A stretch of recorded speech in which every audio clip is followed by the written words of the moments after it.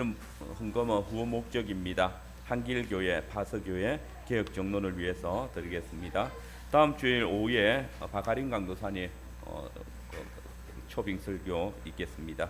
그리고 오후에 8시에 영상으로 정기 재직회 모이도록 하겠습니다. 재직되시는 분들은 참고하시길 바랍니다. 그리고 김해 개혁 장로교회 당회와 만남이 8일 저녁에 있습니다. 두 교회가 서로 연합하는 일들을 위해서 같이 연합 모임을 가질 수 있도록 또 교회의 어떤 신앙의 일치를 누릴 수 있도록 기도해 주시길 바랍니다. 목사 동정 살펴서 기도해 주시길 바라고, 더 정교인 성경 캠프 있습니다. 이 시간들을 통해서 이번에 좀 중심은 부모와 자녀 간의 신앙의 어떤 교류들을 어떻게 나눌 수 있는지, 어떻게 누리는 것이 좀 복된 일인지 함께 생각하는 그런 시간들을 가질 것입니다. 위해서 또 기도하시면서 참여해 주시길 바랍니다. 우리 하나님 앞에 오후 두 번째 예배로 나아가겠습니다. 우리 함께 시편 146편 1절 2절 교송하면서 하나님께로 나아가겠습니다. 할렐루야, 내 영혼아 여호와를 찬양하라.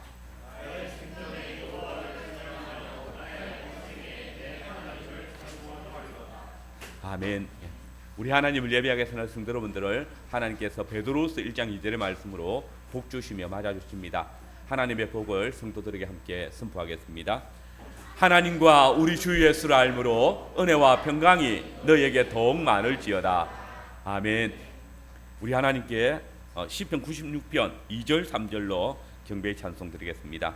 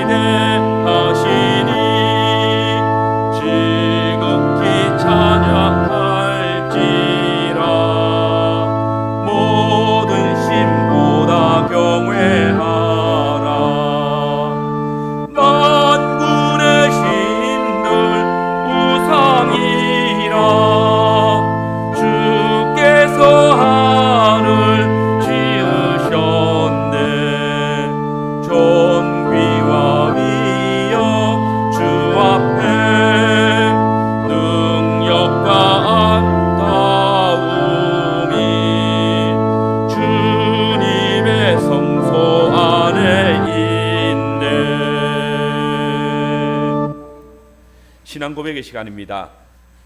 우리의 신앙을 고백할 때에 오늘은 니케아 신경으로 우리의 신앙을 함께 하나님 앞에 고백하겠습니다.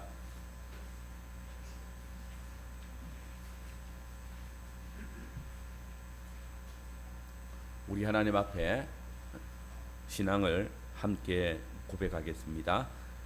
우리는 유일하시고 전능하시며 천지와 보이는 것과 보이지 않는 것을 창조하신 하나님 아버지를 믿사오며, 또 우리는 한 주 예수 그리스도를 믿어오니 그는 하나님의 독생자이시며 온 세상의 만물에 앞서 나셨고 참 하나님이시며 참 빛이시며 참 하나님의 하나님이시며 하나님에게서 나셨으나 지으심을 받지 아니하셨으며 모든 것을 지으신 아버지와 한 본체를 가지셨으며 모든 인간들과 우리의 구원을 위하여 하늘에서 내려오셨고 성령으로 동정녀 마리아에게서 육신을 입으시고 사람이 되시어서 우리를 위하여 본디오 빌라도에 의해 십자가에 달려 죽으셨습니다.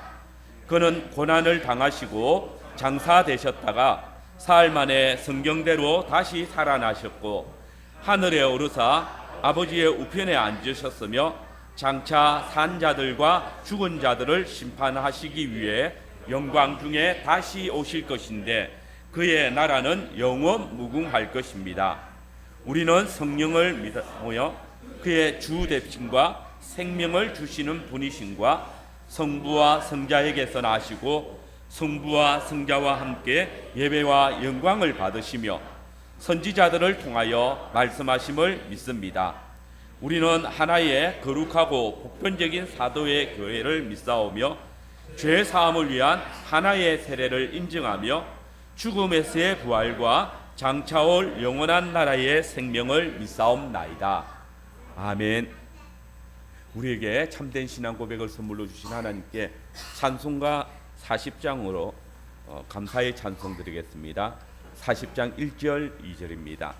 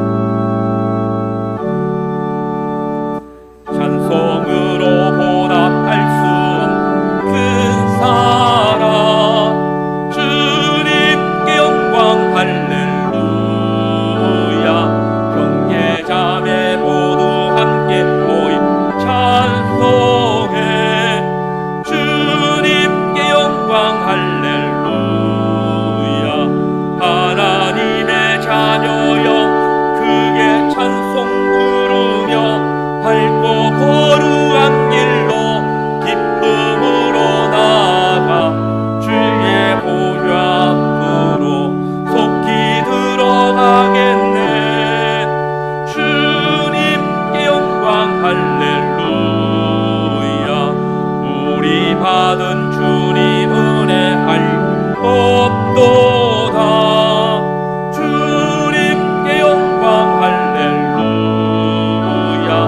기쁜 찬송 부르면 천국 가겠네. 주님께 영광 할렐루야. 하나님의 자녀여 크게 찬송 부르며 밝고 거룩한 길로 기쁨으로 나아가 주의 보좌 앞으로 속히 들어가겠네. 주님께 영광 할렐루야.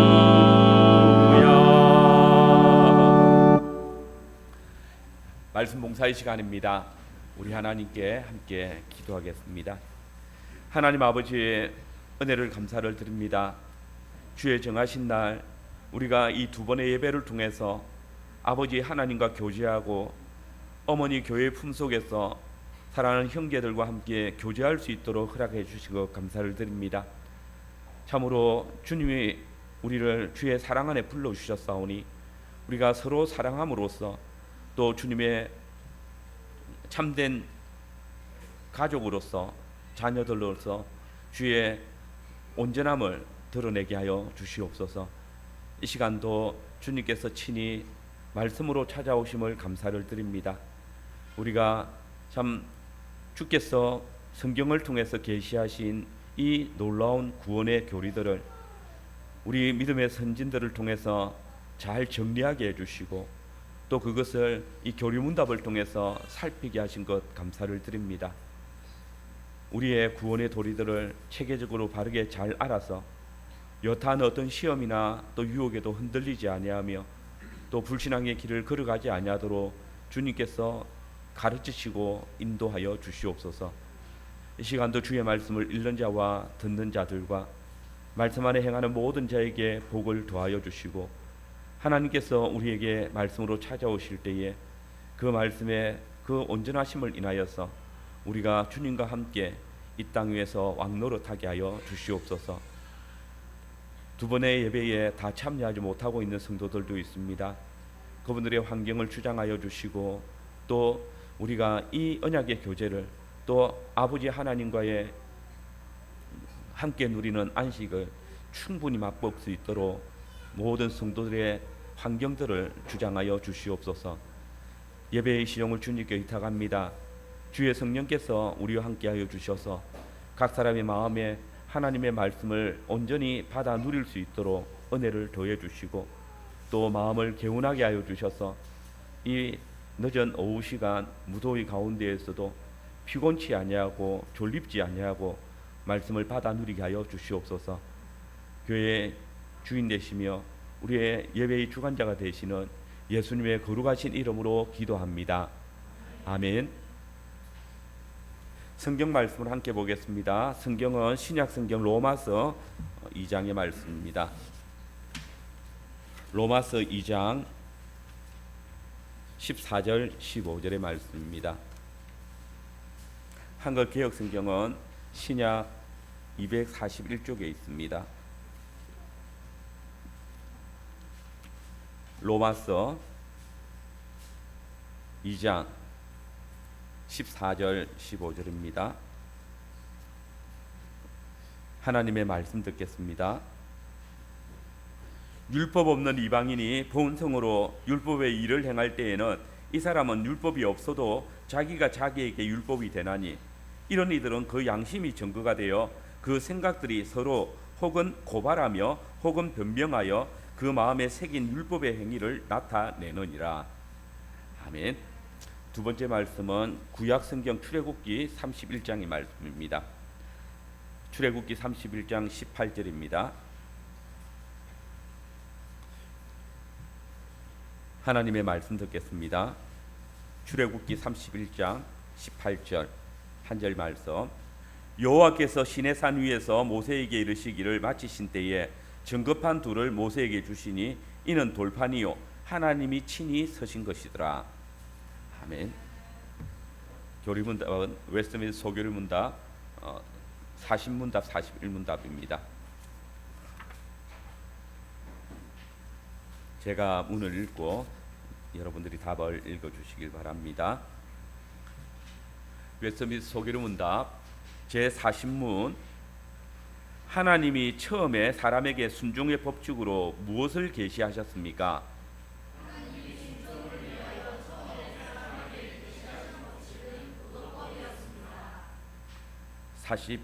41문.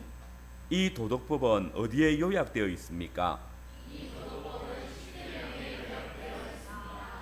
아멘. 네. 선포를 위한 찬송은 찬송 9장 1절 2절 그리고 12절 13절입니다.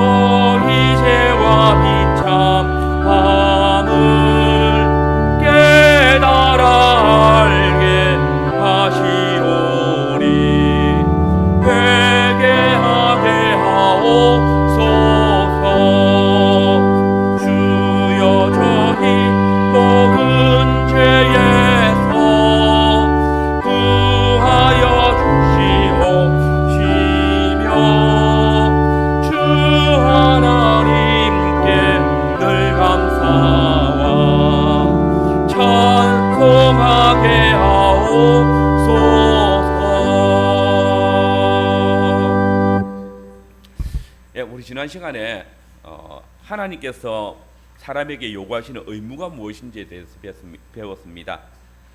하나님께서 사람에게 요구하시는 의무는 사람이 하나님을 영화롭게 하고 또 그분을 영원토록 즐거워하게 하기 위해서 그분의 계시하신 뜻에 온전히 순종하는 것이었습니다. 하나님께서는 사람에게 당신의 뜻에 순종하시기를 원하십니다. 이 일을 위해서 우리에게 성경을 주시고 그 계시되어진 말씀을 통해서 우리를 인도하십니다. 그리고 우리가 하나님의 뜻에 순종할 때에 하나님께서는 우리에게 생명과 안식을 더하여 주시는 것입니다. 자, 그러면 우리는 하나님께서 우리에게 그의 뜻에 순종하도록 하시기 위해서 계시하신 뜻을 어떻게 알 수 있을까요? 우리 지난주에 살핀 대로 하나님의 말씀을 통해서 살피는 것입니다.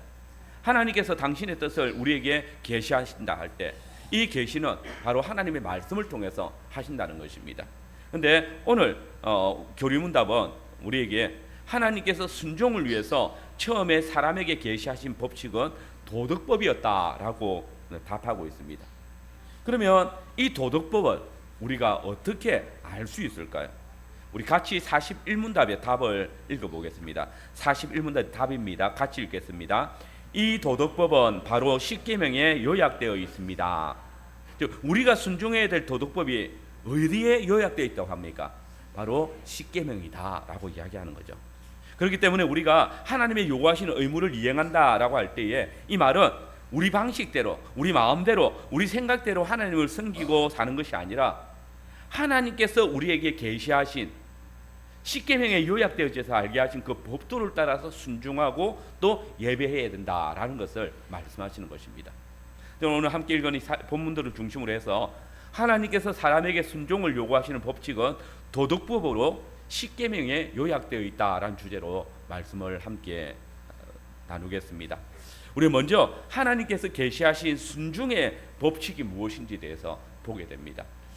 우리 40문답 같이 제가 문을 읽고 여러분들이 답을 읽어주시기 바랍니다. 소개를 문답 제40문. 하나님이 처음에 사람에게 순종의 법칙으로 무엇을 계시하셨습니까?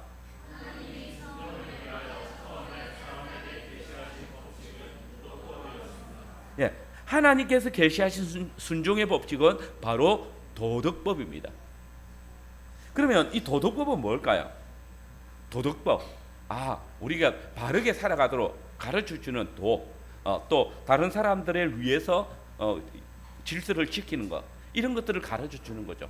우리가 학교에 들어가면 이 도덕생활, 바른 생활인가요? 초등학교 들어가면 바른 생활인가 이런 것들을 가르쳐주는데 거기에 보면 이 도덕, 우리가 기본적으로 사람들과 함께 살아가도록 하시기 위해서 하도록 질서를 지키도록 만들어 놓은 규칙이 있는데 그게 도덕이죠. 이 도덕. 근데 성경에서 말하는 도덕은 조금 더 다르겠죠, 그죠? 자, 이 도덕법이 뭘까? 바로 구약과 신약 성경에 기록되어진 말씀이에요. 하나님께서 우리에게 순종의 의무를 주시고 그 순종의 의무가 무엇인지 알게 하시는 것 바로 성경 말씀이라고 했는데 이 도덕법이 바로 성경 말씀을 이야기하죠. 하나님께서는 66권으로 완성되어진 성경 말씀 속에 당신의 뜻을 우리에게 원하시는 그 기본적인 성도의 삶을 분명하게 밝혀놓으셨습니다. 우리 친구들 우리가 가지고 있는 성경이 모두 몇 권일까요? 66권. 구약은 몇 권이에요? 구약 39권. 신약은 27권.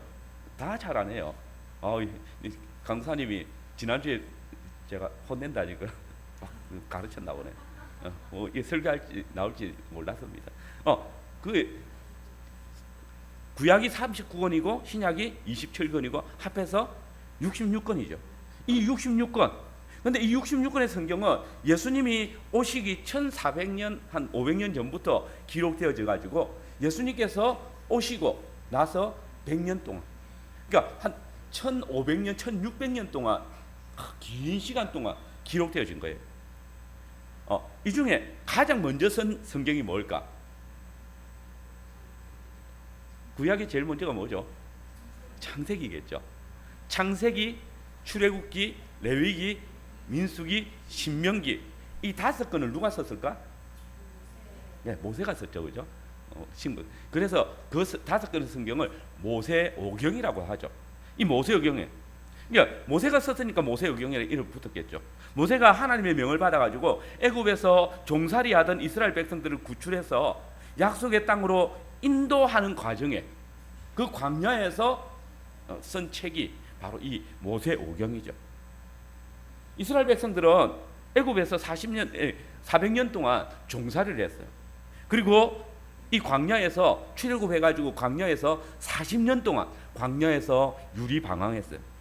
그때 하나님께서는 모세에게 성경을 기록하게 하시고 이스라엘 백성들이 하나님의 뜻을 바르게 알아가지고 온전히 순종할 수 있게 해주셨습니다.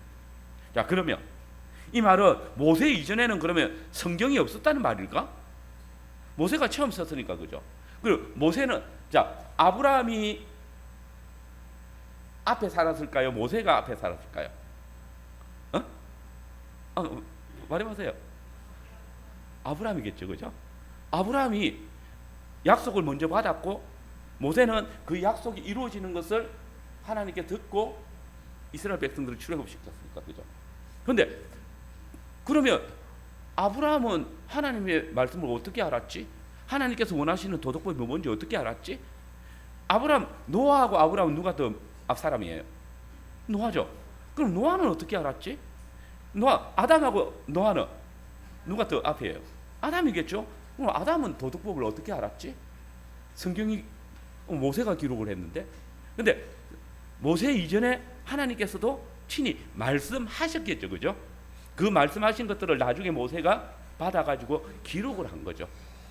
그러니까 모세 이전에도 성경이 있었죠. 하나님의 말씀을 하나님께서는 계속해서 말씀하고 계셨던 거죠. 그런데 하나님께서 그때는 말씀하실 때 지금 모세 이후에는 모세로 하여금 기록을 하게 하셨지만 모세가 기록하기 이전에는 하나님께서 어떻게 말씀을 알게 하셨을까? 예, 직접 말씀하시기도 하고 또 꿈이나 환상을 통해서도 말씀하셨죠. 예, 요셉이 꿈을 꾸었는데 그 꿈이 하나님의 계시였잖아요. 또 야곱이 잠을 자다가 하나님께서 그 하나님의 천사가 오르락 내리락하고 봤잖아요. 그래서 하나님이 약속을 듣잖아요.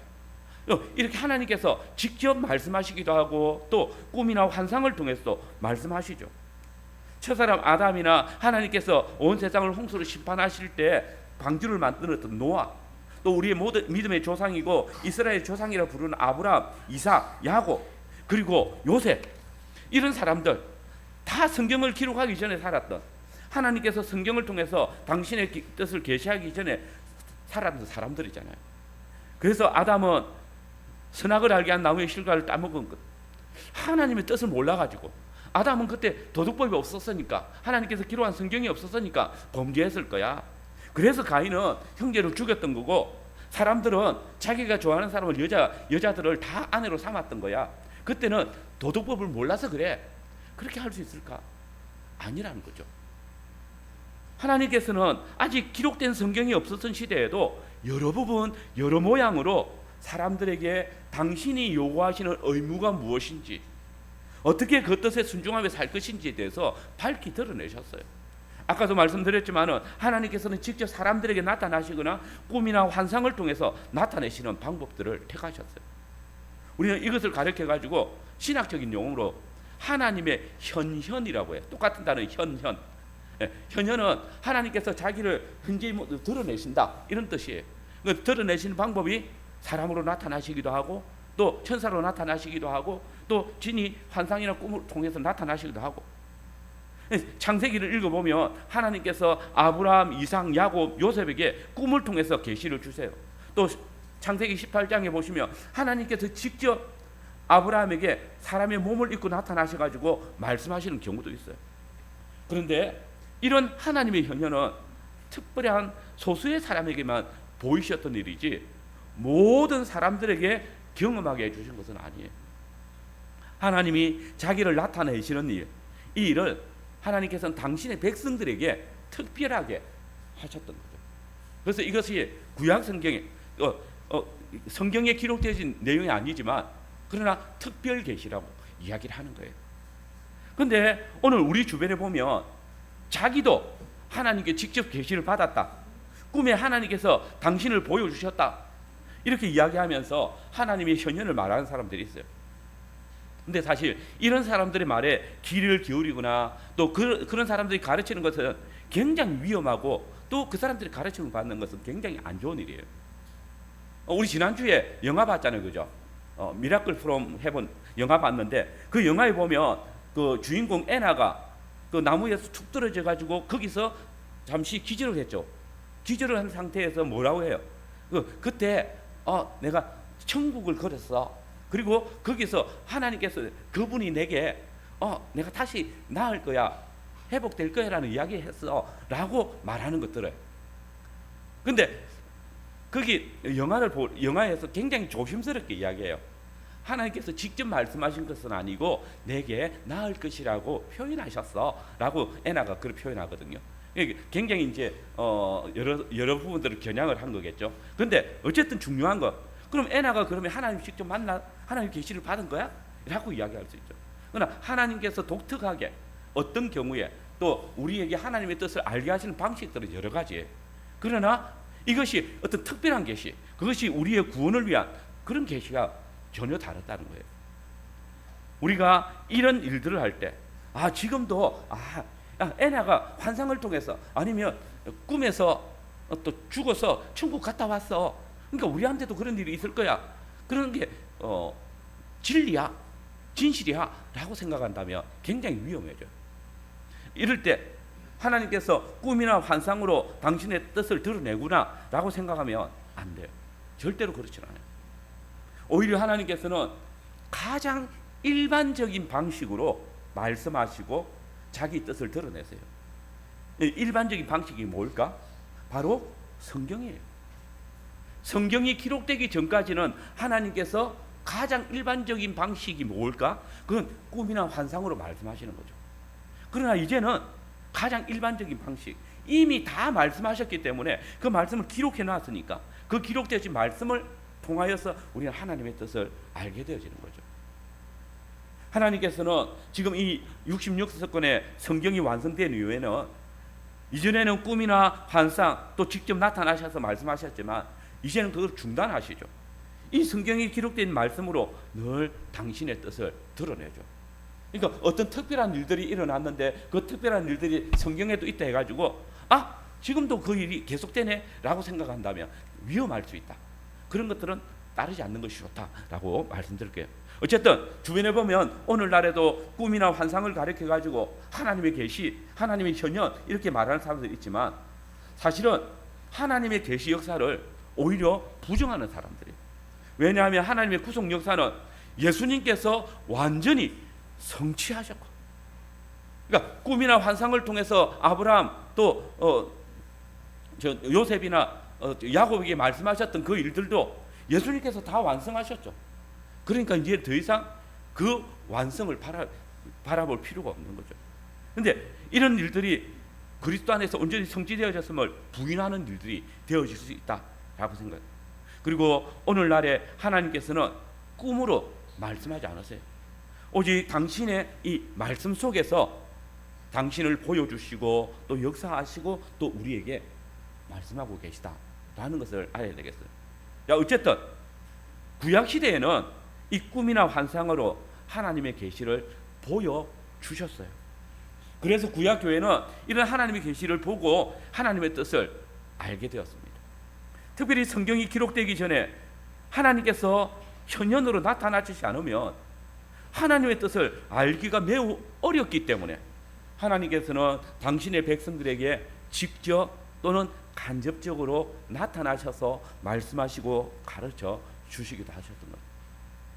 아직 성경이 완성되기 전에 하나님께서 그분의 뜻을 알게 해주시는 또 다른 매우 일반적인 방법이 있는데 그건 사람의 마음, 즉 양심을 사용하시는 방법이었어요. 하나님께서는 원래 사람을 하나님의 형상으로 만드셨잖아요. 그죠? 예, 원래 사람은 하나님을 닮도록 창조되었다는 말이죠. 하나님의 어떤 모습을 닮았다는 뜻이 아니라 하나님께서 사람을 창조하실 때 하나님의 선하시고 거룩하시고 또 사랑이 많으시고 공의로우신 그런 본성들을 닮아가도록 지으셨다는 거죠.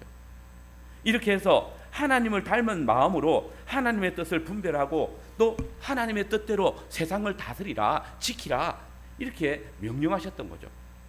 그런데 첫사람 아담과 여자는 이 하나님의 뜻에 불순종하고 타락을 했죠.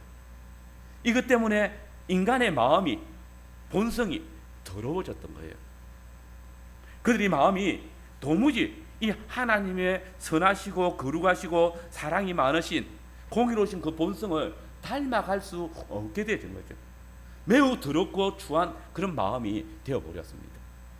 인간의 마음에 본성이 어그러지고 더럽혀지고 추하게 되었기 때문에 하나님께서 원래 그들을 자신의 형상으로 만드셨음에도 불구하고 그들을 자신의 내면 깊은 곳에 있는 하나님의 뜻을 분별할 수 없게 되어버린 거죠.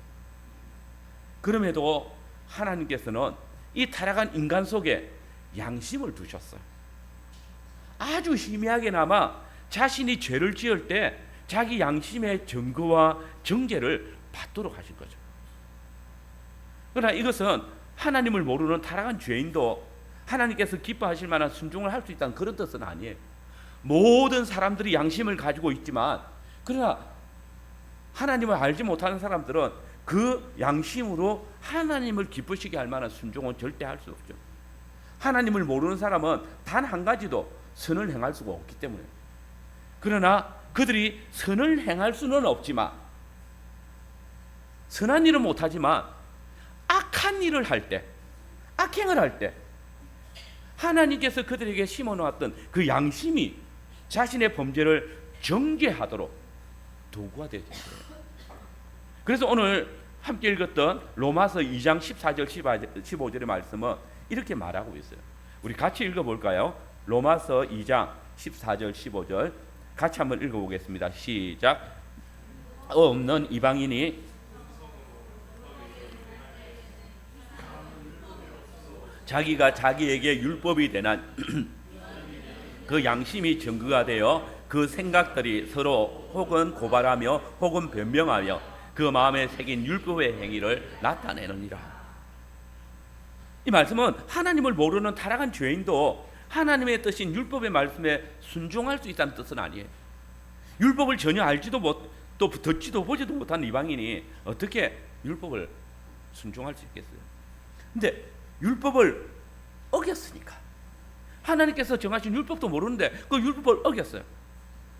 근데 변명할 수 없다고 해요. 난 율법 몰랐어요. 나는 이게 죄인 줄 몰랐어요. 이렇게 자신의 행동을 정당화할 수 없다는 거예요. 율법을 전혀 모르고 율법을 가지고 있지도 못한다 할지라도 하나님께서는 그 사람의 깊은 내면의 양심을 도구로 삼아서 그들의 범죄 사실을 지적하시고 정죄하시고 그들이 절대로 핑계할 수 없도록 만들어 버리신다는 거예요. 예를 들면 어떤 사람이 율법에 기록된 어떤 죄를 지었어요. 근데 그 사람은 율법을 몰라요. 그래서 그 사람이 이렇게 말해요. 나는 이방인이기 때문에 율법을 전혀 몰랐어요. 그러니 내가 하나님의 뜻을 어떻게 알고 그분의 뜻을 순종할 수 있겠어요?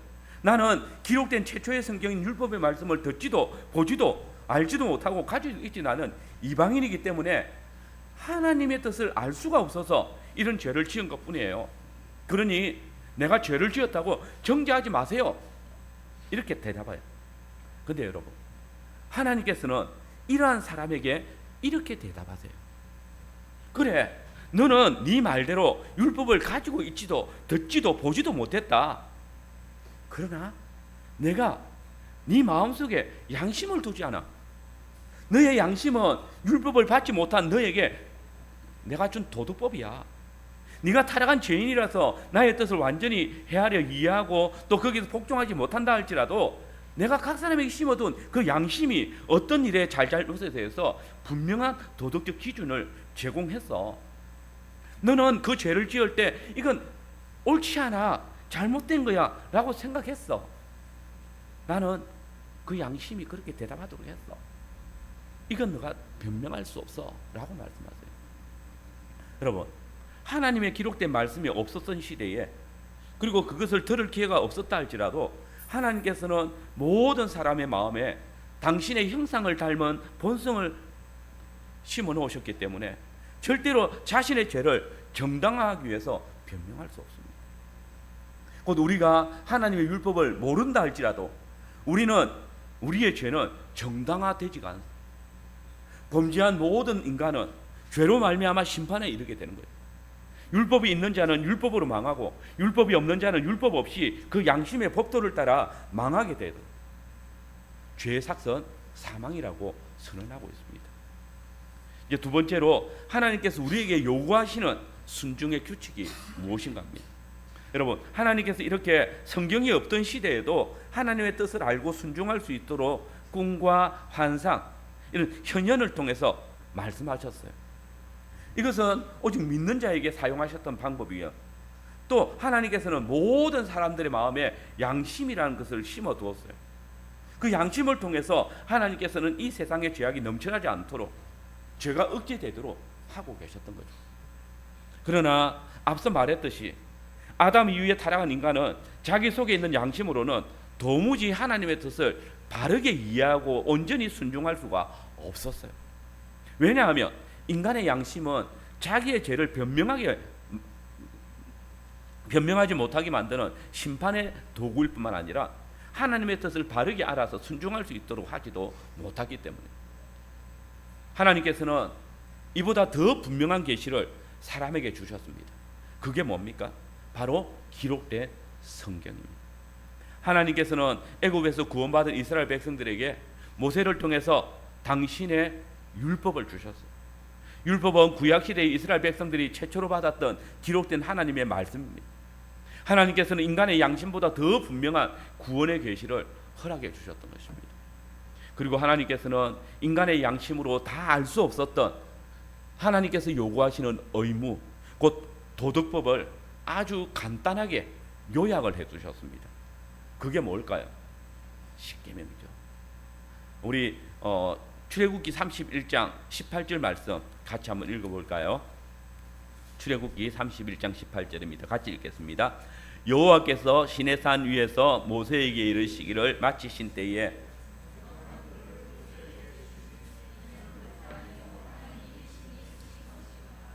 하나님께서는 모든 사람들이 하나님의 뜻에 순종할 수 있도록 하시기 위해서 인간의 마음속에 양심을 심어주셨습니다. 그러나 사람이 하나님의 말씀을 거역하고 범죄한 후에 이 타락한 사람의 양심은 너무나 부패했기 때문에 하나님의 뜻을 올바르게 또 바르게 분별하고 순종할 수는 없었어요. 그래서 하나님께서는 이보다 더 분명한 규칙을 주셨다. 그게 바로 율법이에요. 그리고 이 율법을 더 짧은 계명 속에 요약해 주셨는데 그게 십계명이죠. 그러므로 이 도덕법과 율법은 모두 십계명 안에 잘 요약되어져 있습니다. 십계명은 우리가 하나님의 뜻을 분별하며 순종할 수 있도록 주신 하나님의 아주 놀라운 선물이 되어는 거예요. 그러면 하나님의 뜻을 요약하고 있는 십계명은 우리에게 무엇을 말하고 있습니까?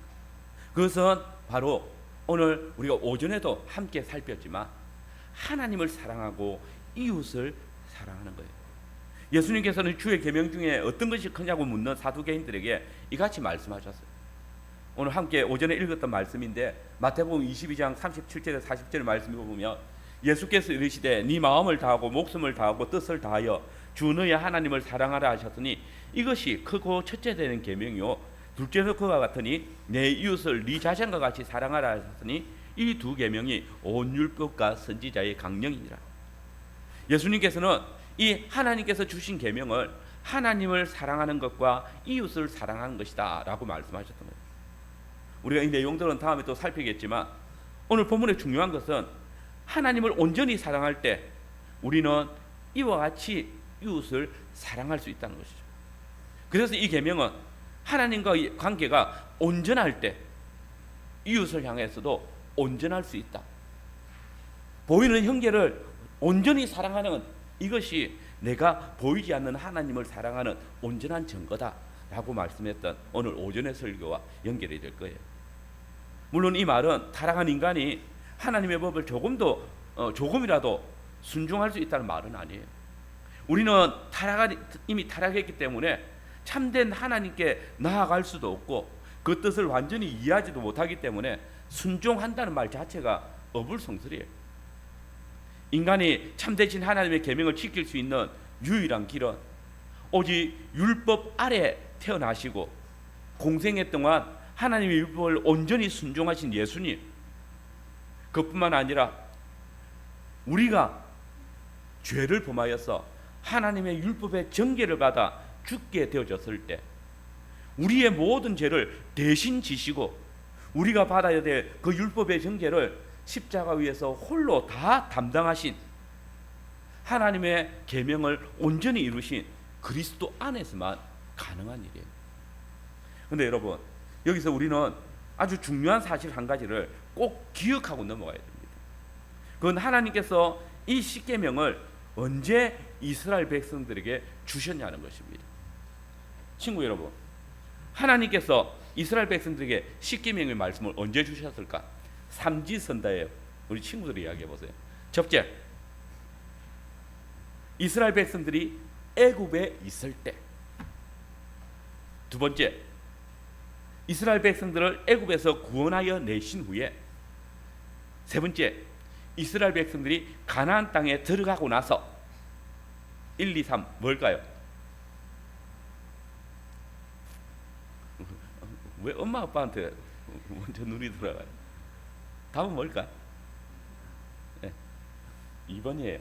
그죠? 하나님께서 애굽 땅에 있을 때 이 말씀을 주신 게 아니에요. 이스라엘 백성들이 약속의 땅에 들어가고 나서 주신 것이 아니에요. 이스라엘 백성들이 하나님의 구원을 받아가지고 약속의 땅에 들어가기 전에 이 계명을 주셨어요. 이건 굉장히 중요해요. 하나님께서는 이스라엘을 애굽과 그 왕의 바로에서 구원하신 후에 직후에 이 십계명의 말씀을 주셨는데 이 율법과 십계명을 이스라엘이 애굽에 있을 때 주시지 않았다는 것. 애굽에서 건져내신 후에 율법과 그 요약인 십계명을 주셨다는 것. 이것은 이스라엘 백성들이 하나님의 구원을 경험한 후에 이 십계명을 받았다는 거예요. 그리고 이 사실이 왜 중요할까? 우리는 하나님께서 사람에게 요구하시는 의무가 그분의 뜻에 순종하게 하시기 위한 것이다라는 것을 알아요. 그런데 이 말을 오해해서는 안 돼요. 하나님께서 율법의 말씀이나 십계명의 말씀을 주실 때, 자, 너희가 이것을 내가 명하는 이 일을 순종하면 너희를 애굽 땅에서 구원해 줄게. 이게 아니라는 말이에요. 그죠? 하나님께서는 오히려 이스라엘 백성들이 아무것도 순종하지 않았을 때, 아무런 공로도 없을 때, 아무런 자격도 갖추지 않았을 때 그들을 먼저 구원해 내셨어요. 그 구원을 누리고 있을 때 구원받은 이스라엘 백성들에게 당신의 율법과 십계명을 주셨어요. 우리 같이 출애굽기 20장 1절 2절 읽어볼까요? 경험이 많은 사람은 저 성경 뒤에 제일 뒤에 그냥 바로 탁 들 거예요. 저 뒤에 끝풀에 보면 있죠. 그 십계명 나와 있잖아요, 그죠? 거기 선을 같이 읽으면 될 거예요. 우리 같이 출애굽기 20장 1절 2절 같이 읽어보겠습니다. 시작. 하나님이 이 모든 말씀으로 말씀하여 이르시되 나는 너를 애굽 땅 종되었던 집에서 인도하여 낸 내 하나님 여호와니라. 여기 보세요. 3절부터 보면 십계명의 제1 계명, 2계명 쭉 나와요. 근데 하나님께서 먼저 이야기한 게 뭐예요? 하나님께서는 십계명의 말씀을 말하기 전에, 십계명을 말하기 전에 먼저 이렇게 말씀하시잖아요. 나는 너를 애굽 땅 종되었던 집에서 인도해낸 내 하나님 여호와야. 나는 너희를 이미 애굽 땅에서 구원해내서 라고 말하고, 그 위에 하나님께서는 제일 첫 번째는 나 외에는 다른 신을 섬기지 마 라고 말하는 거예요. 그러니까 이 말은 하나님께서 우리에게 주신 이 십계명은 우리가 그걸 지켜야 구원을 받는다는 것이 아니고, 구원의 조건으로 주신 것이 아니라, 십계명을 잘 지키면 구원을 베풀어 주시겠다는 말씀이 아니라, 이 십계명은 구원의 조건이 아니라 하나님께서 우리를 구원해 내셨기 때문에, 내가 구원받았기 때문에 받는, 구원받은 백성이기 때문에 받는 하나님의 선물이라는 거예요. 구원의 결과로 주신 선물이에요. 하나님이 교회에게 주신 이 율법과 계명은 하나님의 구원을 경험한 자들에게 하나님이 요구하시는 의무를 바르게 알 수 있도록 친히 계시해 주신 은혜의 선물이에요. 만일 우리가 하나님의 뜻에 순종하는 행위에 의존해 가지고 구원을 받으려고 한다면 아마 우리 중에는 아무도 구원을 받을 수가 없을 거예요. 구원을 경험할 수가 없을 거예요. 왜냐하면 우리 중에 어떤 사람도 하나님의 법에 온전히 순종할 수 있는 사람이 없기 때문이에요. 모든 사람이 죄를 범하였고 모든 사람이 하나님 앞에 선한 일을 행할 수 없기 때문에, 의로운 사람이 하나도 없기 때문에, 우리가 행위로 구원을 얻으려 할 때에 우리는 오히려 하나님께서 우리 속에 두신 양심의 법, 곧 도덕법이 우리를 정죄할 거예요. 여러분 생각해 보세요. 어떤 사람이 나는 사람을 죽인 적이 없어, 나는 가늠한 적 없어, 거짓말한 적 없어, 그러니까 나는 하나님의 율법 다 지켰어, 그러니 나는 구원받을 자격이 있어 라고 말할 때 내 양심이 그걸 허락할까요? 양심이 이렇게 물을 거예요. 내가 저 사람 것을 물건을 갖고 싶다고 욕심을 가지는 이건 죄가 아닐까? 저 친구가 실수하는 것을 볼 때마다 꼴 좋다 라는 마음이 드는데 이건 내가 범죄한 건 아닐까? 마음속으로 어떤 여자를 보고 업욕을 품었다가 부끄러운 생각이 들었어. 그러나 내가 간음은 하지 않았어. 그러니까 나는 구원받을 자격이 있어 라고 할 수 있을까? 바로 이런 것이 양심의 법이 나의 부끄러운 죄악을 정죄하는 거예요. 사실 우리는 자기 스스로 율법으로는 바리새인이요 율법의 의로는 흠이 없는 자다라고 자신 있게 말했던 사람을 알아요. 누굴까요? 바리새인 중에 바리새인이요 베냐민 집하고 8일 만에 할례 받았고 자신 있게 이야기했던 사람이 있죠. 바울이에요. 근데 그는 예수님을 만난 이후에 뭐라고 하는지 알아요? 율법의 행위로는 그의 앞에 어렵다 하심을 얻을 육체가 없나니 율법으로는 죄를 깨달음이라 했어요. 모든 사람이 범죄했기 때문에 하나님의 법을 지킬 사람이 하나도 없다라고 했어요. 선을 행하는 자는 없나니 한 사람도 없다 이렇게 말했어요. 자기가 나는 율법에 있어 흠이 없는 사람이야 라고 말했는데 속일문답 82문답에서도 타락한 인간은 하나님의 계명을 완전히 지킬 수 없다라고 답하고 있어요. 아무 죄도 없으시고 하나님 아버지 뜻에 온전히 순종하신 예수님 외에는 어느 누구도 하나님의 뜻에 순종하지 못한다는 거예요. 그러나 우리가 예수 그리스도의 이름을 믿음으로 구원받은 백성이 되었다면 예수님께서는 나를 죄의 종되었던 집에서 인도해 내셨다는 사실을 겸손히 고백하여 믿는 자들이라면 하나님께서는 그 구원의 결과로 우리에게 선한 양심과 또 십계명을 선물로 주세요. 성경에 기록되어진 하나님의 말씀을 듣고 믿으며 순종할 수 있도록 도와주세요. 우리가 그리스도의 구속을 믿음으로 고백할 때에 우리는 하나님의 백성이 되었기 때문에 그분의 계명을 받는 것이고 우리가 그분의 계명을 완전히 다 지킬 수 없기 때문에 예수님께서 온전히 지키신 거기에 의지할 때에 하나님께서는 나를 보시지 않고 이 계명을 온전히 이루신 예수님을 보시면서 나는 예수뿐만 아니라 예수님 안에 있는 너도 의롭게 봐요. 너도 의로워 이렇게 말씀하시는 거예요. 여러분 우리가 받은 이 십계명의 말씀은 하나님의 뜻에 순종하도록 주신 이 계명은 이걸 지키면 구원해 줄게 라는 조건으로 우리에게 주신 것이 아니에요. 예수님을 믿고 구원받은 하나님의 백성들이 하나님께서 우리에게 요구하시는 의무를 더 바르게 알 수 있도록 하나님의 뜻을 더 분명하게 알 수 있도록 하시기 위해서 우리에게 베풀어 주신 하나님의 은혜의 선물입니다. 그렇기 때문에 하나님의 뜻이 무엇인지 보여주는 이 십계명은 오직 예수 그리스도를 믿음으로 구원에 참여한 성도들에게 주신 하나님의 은혜입니다. 십계명은 구원받은 성도들만이 지키는 특권입니다. 하나님의 백성들에게 주신 하나님의 새로운 누룩이고 하나님의 백성의 분명한 표가 되는 거예요. 성도는 이 계명을 통해서 하나님의 뜻을 순종하고 하나님의 백성으로 살아가면서 하나님께서 우리에게 요구하시는 그 의무를 온전히 이루어서 하나님을 영화롭게 하고 또 그분을 영원토록 즐거워할 수 있게 되는 거예요. 그렇기 때문에 오늘 교회는 하나님의 계시의 요약인 이 십계명을 잘 지켜야 돼요. 내가 구원받기 위해서 지키는 것이 아니라 하나님께서 정말 기뻐하시고 또 원하시는 삶이기 때문에 오늘 우리가 하나님의 뜻을 가장 잘 알 수 있는 통로이기 때문에 이 십계명의 말씀을 사랑하고 또 순종하는 거예요. 우리는 율법이 우리에게 요구하는 대로 하나님을 사랑하고 또 이웃을 사랑하는 일을 힘써야 합니다.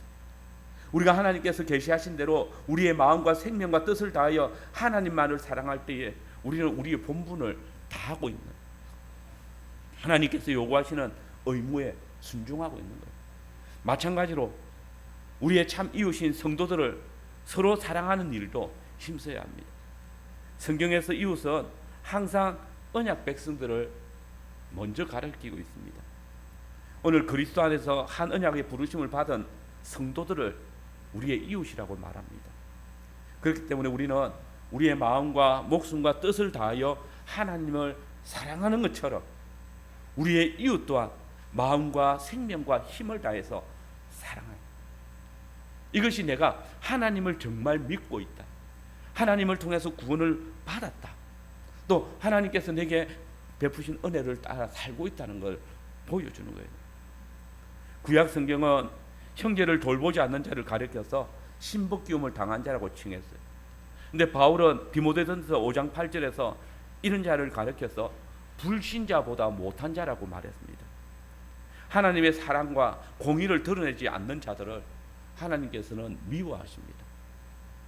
여러분, 하나님께서 우리에게 당신의 계명을 주신 것은 당신의 뜻에 순종하게 하시기 위함입니다. 하나님의 백성으로서 하나님께서 우리에게 베푸신 그 구원에 합당한 삶을 살도록 하시기 위해서 우리에게 분명한 계명을 주시고, 그래서 우리가 그 계명을 따라 즐겁게 살아가도록 베푸시는 은혜입니다. 그러므로 오늘 우리는 하나님께서 주신 이 은혜의 선물인 계명을 우리의 마음과 목숨과 뜻을 다해서 지켜나가야 될 것입니다.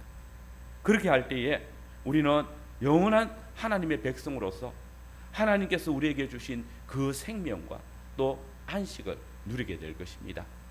아멘.